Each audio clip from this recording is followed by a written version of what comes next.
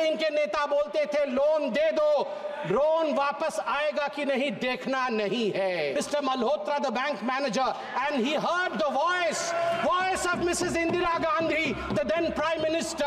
Indira Gandhi said in 1971 to Nagarwala, 60 lakh रुपए दे दो, 60 लाख रुपए दे दो बैंक से निकाल करके। और मोदी जी जब कहते हैं एक है तो सेफ है, वो केवल हम सब के लिए एक मंत्र नहीं है, वो हम सब के लिए हर धारा में, चाहे बैंकिंग रिफॉर्म्स के लिए भी ये महत्वपूर्ण है। तब ये चारों आयाम एक हो जाते हैं तो पब्लिक सेक्टर बैंक सेफ हो जाते हैं। और प्रधानमंत्री नरेंद्र मोदी जी का जो स्वप्न है, जो साकार होने वाला है उनके इसी टर्म में, India is going to become the third most powerful economy of the globe. प्रधानमंत्री माननीय नरेंद्र मोदी जी ने 2047 तक विकसित भारत, इसका स्वप्न देखा है, ये साकार हो रहा है। तो इसलिए बैंकिंग सिस्टम एक रोबोस्ट तरीके से काम करे, उसमें रिफॉर्म्स हो, ये अनिवार्य है। इससे पहले मेरे ज्ञानी मित्र बोल रहे थे, उन्होंने एक है तो सेफ है कहा, मैं कहूंगा ठीक कह रहे थे। जब recognition of the problem in the banking sector, recognition of the problems in the banking sector, and then recovery and resuscitation,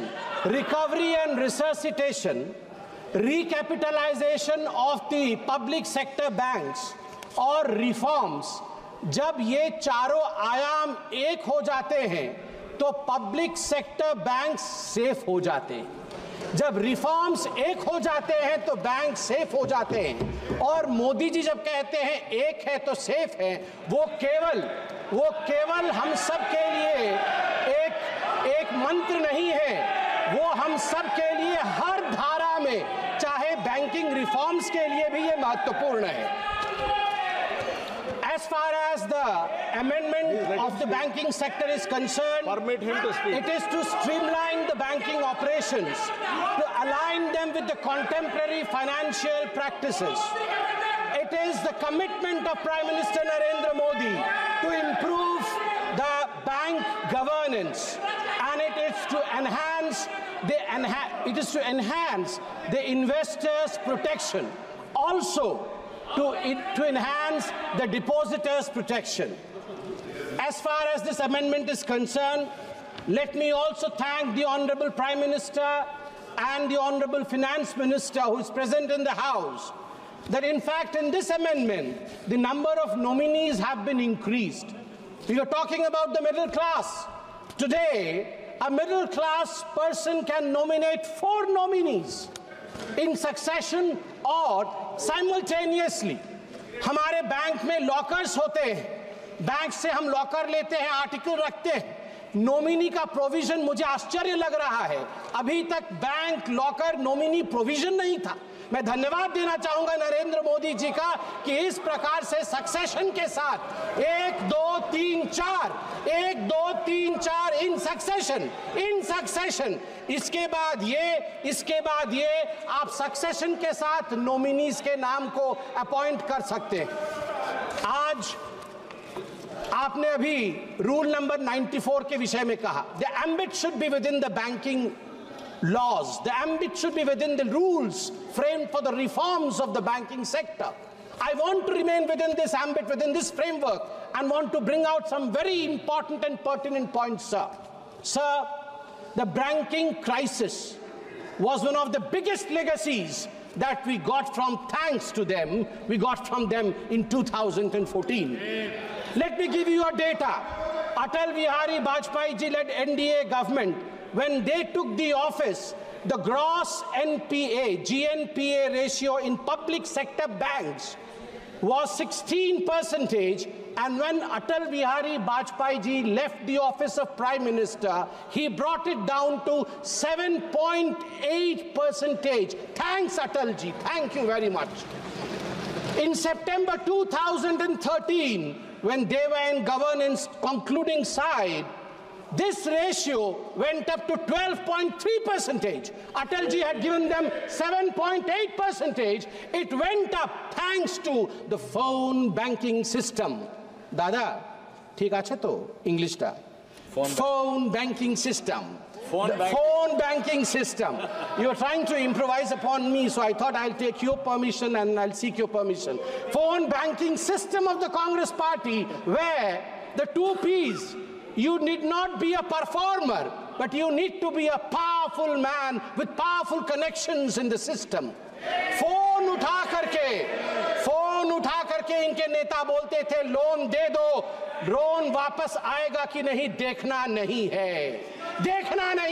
ये इसी फोन बैंकिंग सिस्टम का नतीजा रहा कि हम एनपीए में गले तक डूब गए थे। थैंक यू नरेंद्र मोदी जी, आपने इंसॉल्वेंसी बैंकिंग कोड लाके आज सिस्टम को सुधारने का काम किया है। आज हम आगे बढ़े। आज मैं हाउस से एक निवेदन करूंगा। मैं पहली बार का सांसद हूं, सब ज्ञानी गुणी लोग बैठे। नहीं, आप भी ज्ञानी है सर, मैं आपके ऊपर कोई आक्षेप नहीं लगा रहा। आप ज्ञानी गुणी लोग बैठे हैं। मैं आपसे एक निवेदन कर रहा हूं कि आज आप नागरवाला केस जरूर पढ़ें। हम पार्लियामेंट में खड़े हैं sir. I want to bring to your notice a famous case of 1971. May 24, 1971, there was a phone call. There was a phone call to the parliamentary branch of State Bank of India. Phone uthaya Mr. Malhotra, the bank manager, and he heard the voice of Mrs. Indira Gandhi, the then Prime Minister. Indira Gandhi said in 1971 to Nagarwala, 60 lakh रुपए दे दो, 60 लाख रुपए दे दो bank से निकाल करके नगरवाला जी को। 60 लाख रुपए bank से निकाल करके इंदिरा गांधी जी के कहने पर नगरवाला को दे दिया गया।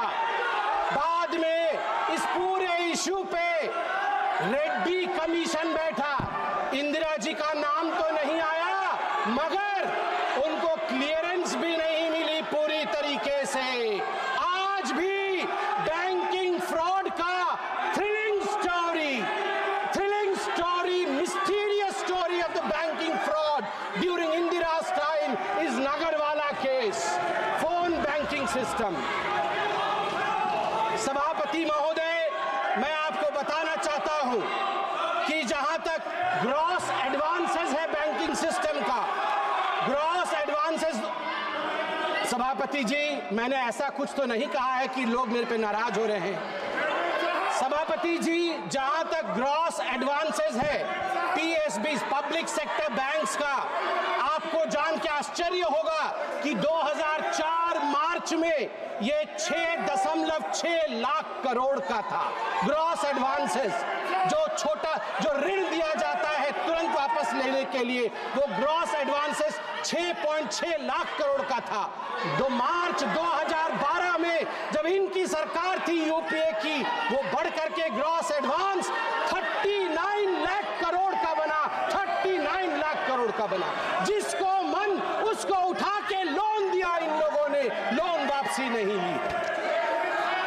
सभापति महोदय, मैं आज फख्र के साथ कहना चाहता हूं, प्रधानमंत्री नरेंद्र मोदी जी ने जब ऑफिस संभाला उसके पश्चात gross NPA of the state own lender